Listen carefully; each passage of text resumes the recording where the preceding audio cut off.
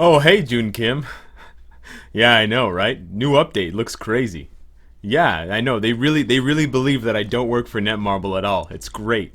Yeah, they think that I just happen to predict every single update with 100% accuracy because I'm just really obsessed with the game and I know it like the back of my hand and I play it every day and I've been obsessing over it for the past 2.5 years. No, yeah. Right? Yeah, I know, right? They believe that. It's crazy, isn't it? I know, right? Okay, yeah. Alright, you enjoy your golf, Kim.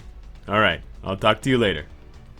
Oh, hey guys, what's up? Welcome back to the channel. It's Cynicalex. And today, we have the fourth or fifth now? So many sneak peeks for update 3.7. And it's none other than someone we had predicted nigh 24 hours ago. And I said at the top of my list, after I discussed how excited everyone was going to be about Falcon's new uniform, that the Marvel Legacy characters and the Marvel Legacy team, team up, that people would be most excited to see come to this game in the form of new characters, uniforms, and reworks would be the Spirits of Vengeance, the Spirit of Vengeance, Ghost Rider, Blade, Hellstorm, and baby, the spiciest one of all, Satana. And what have we here?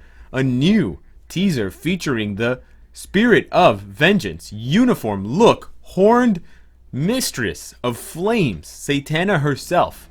Yes, indeed.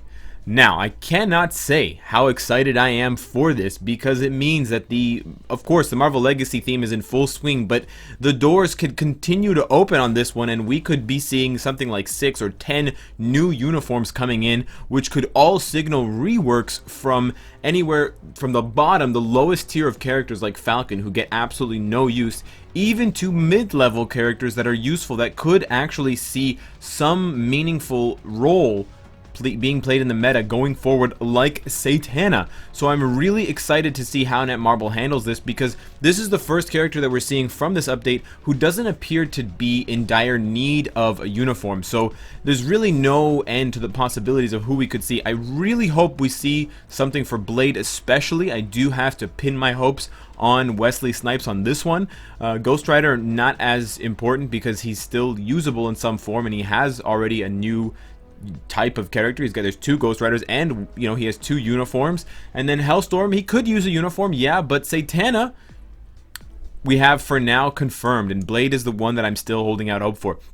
But taking a look at Satana, she really doesn't need a lot of anything. She's kind of a jack of all trades character, or Jill of all trades character, but she is a master of none. Despite having a 60% fire damage leadership, despite having a heal that procs on her 4-star passive even at tier 1, despite having all flame skills, which makes her damage very easy to scale with her leadership and with a fire obelisk, and despite having fire resistance decrease on her skills and having 10 seconds of damage immunity on her tier 2 passive, she's still not a dominant force. And I think a lot of that is attributable to the cooldowns on a lot of her skills and the base damage on a lot of her skills. Her 4-star passive and her tier 2 passive, they have really good numbers in terms of the amount that it heals. 10%, 15% chance when attacking, 100% chance for 10 seconds of immunity with a 25% chance when attacking, plus all the other effects.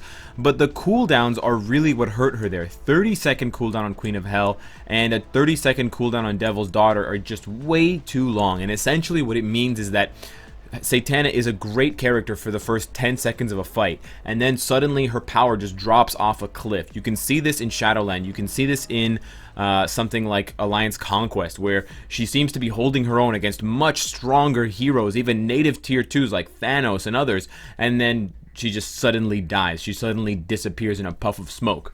So I would really like to see Netmarble take a look at using her uniform as a way of positioning her to do one thing specifically in a very good way. She doesn't need to have a crazy heal on a low cooldown like Wolverine or Hulk. She doesn't need to have immunity that can be triggered many times during a fight to make her a headache to play, someone like Vision or Lash, for example. She just needs to do one of those things particularly well. And I think the coolest thing for her, and the thing that I kind of hold my hopes out for, is the fire resistance debuff in addition to fire immunity.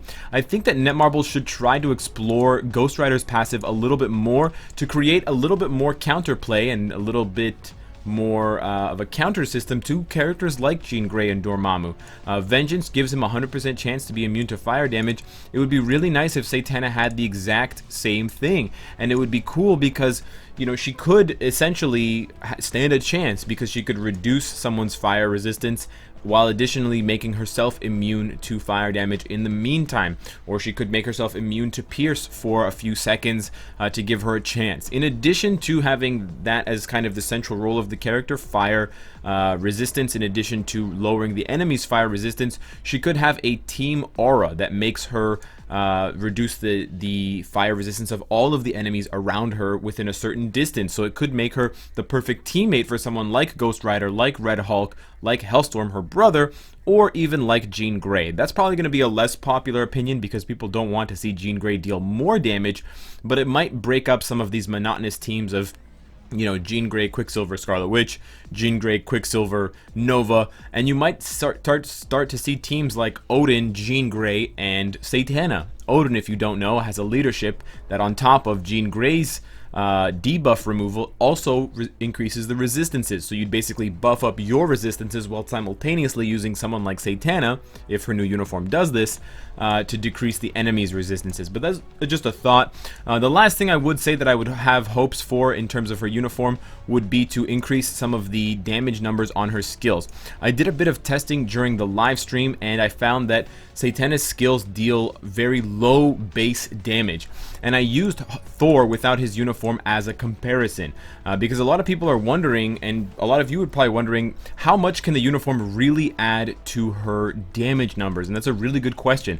Part of it is the energy attack stat. Right now it's kind of low, it's under 15,000, but part of it is also how much damage the skills actually do, what percentage of energy attack they use, and how many hits they have. So I think some of those numbers need to be toyed with just a little bit. It seems that some of her skills only have a couple of hits where they could have 5 or 6 or 7 or 8, which would exponentially increase the damage.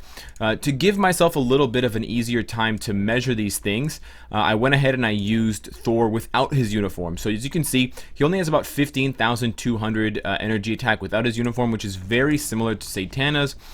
They both have invincibility obelisks with damage increases to their primary element, fire damage, or in Thor's case, lightning damage. So it made it easy for me to test. They're very similar in those regards. They don't have damage procs, so there's not a lot that's going to spike their damage. Obviously I can't have lightning damage or fire damage on my cards, and I didn't use a fire damage or energy or lightning damage leadership. I used a plain leadership, but Thor still hit a lot harder against the world boss Dimension Rift Ebony Maw. His first skill or his fifth skill does a lot more damage than Satana's, for example, and it's by the skill's design, and it's not something that's readily available. You know, 280 damage, 55% seems low, but it just does way more damage than Satana's fifth skill. So it would be nice to see them buff these things up. But even without those changes, you can see, for example, Satana's energy attack is almost 15,000. When Thor puts on his uniform, that 15,200 spikes up to 18,500. So he gets more than 3,000 energy attack just from one uniform. Now, this is a mid-level uniform, keep in mind.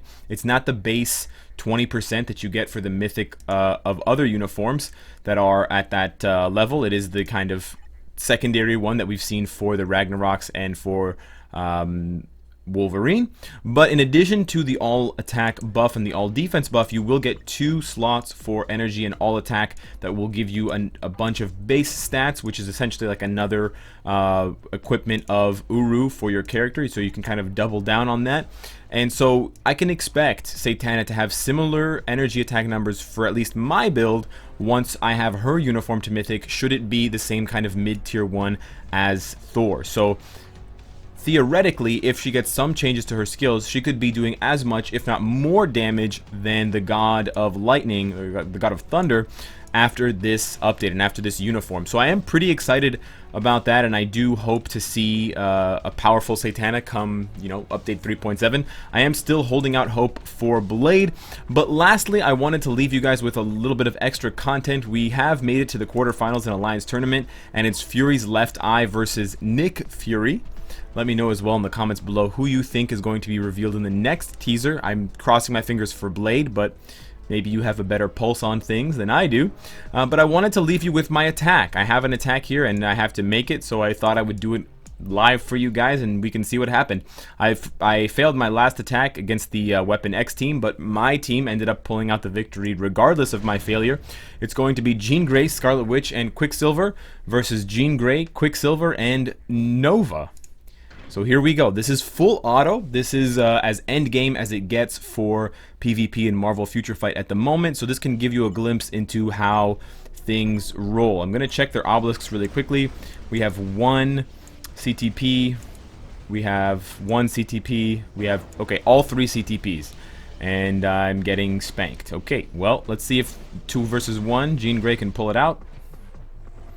Well, great. Didn't make it. 3 CTPs versus 0 CTPs, in addition to Nova being quite formidable in this game mode, especially with the ignore iframe action on his second skill that really punishes Quicksilver a lot.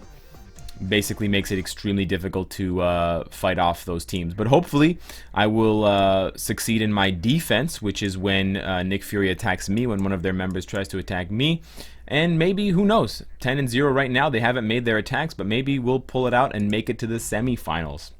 Also, let me know who you voted for, because I know last week there was a huge upset with Dream and Global Elites. So hit me up in the comments below for both the Alliance Tournament stuff and the Spirit of Vengeance. How excited you are for whatever Marvel Legacy characters and uniforms are still awaiting us with this update. This update is just building in hype as the hours and days pass, and I can't wait for it all to just, erupt at the end. So hit me up, subscribe if you want to enjoy the content and you want to support me. And of course, if you like what you see, I hope to see you again tomorrow. Take care.